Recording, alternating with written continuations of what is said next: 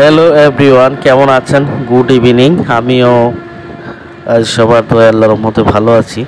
তো আজকের রিভিউটা না দিলেই না। তো টিভিএস এক্সেল 100-এর পক্ষ থেকে অভিনন্দন। স্কুটার লাভার যারা আছেন বাংলাদেশের সবাইকে আন্তরিক শুভেচ্ছা, অভিনন্দন। তো আমি আজকে একটু সংক্ষিপ্ত আকারে কিছু কথা বলবো। তো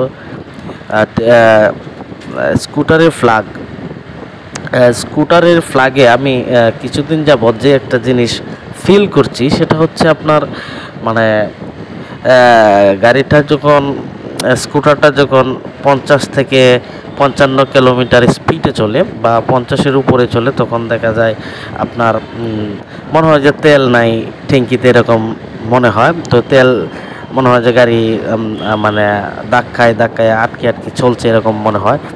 তো আমি বেশ 15 দিন যাবত এভাবে চালাচ্ছি, ভাবছি যে আপনার ওই ফ্ল্যাগের সমস্যা হতে পারে।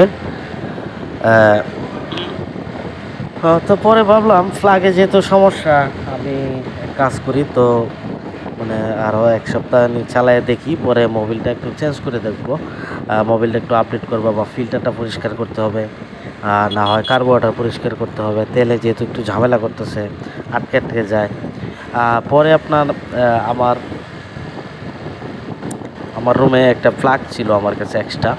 তো ওই প্লাগটা 120 টাকা দামের একটা প্লাগ ছিল। তো ওই প্লাগটা আমি আবার মানে সকালবেলা উঠে আমি আমার কাজে অফিসে যাওয়ার আগে আমি এটা একটু ইনস্টল করে নিলাম। তো এটা আমি ইনস্টল করে ভাবলাম যে এখন দেখি প্লাগটা তো ভালো একটা প্লাগ, এই প্লাগটা লাগিয়ে দেখি তো এটা কেমন সার্ভিস দেয়, বা মানে গাড়ি যে মানে ধাক্কায় ধাক্কায় চলে বা মানে স্পিড ছাইড়ে ছাইড়ে স্পিড দেয়, তো এই জিনিসটা কি কমে কিনা দেখি। পরে আপনার আমি সকালবেলায় উঠে প্রায় 20-25 কিলোমিটারের মতো টিভিএস এক্সেল 100 নিয়ে রান করেছি।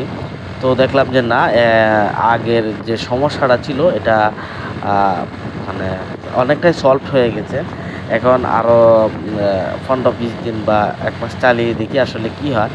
তো এরপর আপনারা যারা স্কুটার চালান সবসময় ট্যাঙ্কি বা ফিল্টার বা গাড়ির ফ্ল্যাগ মানে সব দিকে একটু খেয়াল রাখবেন, তাহলে একটু মানে ভালো মাইলেজ পাবেন বা ভালো স্মুথ গাড়িটা চলবে। তো আমি তো ভাবতাম যে এগুলো আমার কাজ করতে হবে, অবশেষে দেখলাম যে না, ফ্ল্যাগটা আমি চেঞ্জ করেছি। এখন দেখলাম যে মানে যে ধাক্কানিটা আছে বা ছেড়ে ছেড়ে গাড়িটা স্পিড দিত, এই জিনিসটা এখন আর নাই, এখন অনেকটাই কমে গেছে। তো ভালো থাকবেন সবাই। নেক্সট ভিডিওতে আপনাদের সাথে আমার কথা হবে ইনশাল্লাহ। আল্লাহ হাফেজ, আসসালামু আলাইকুম।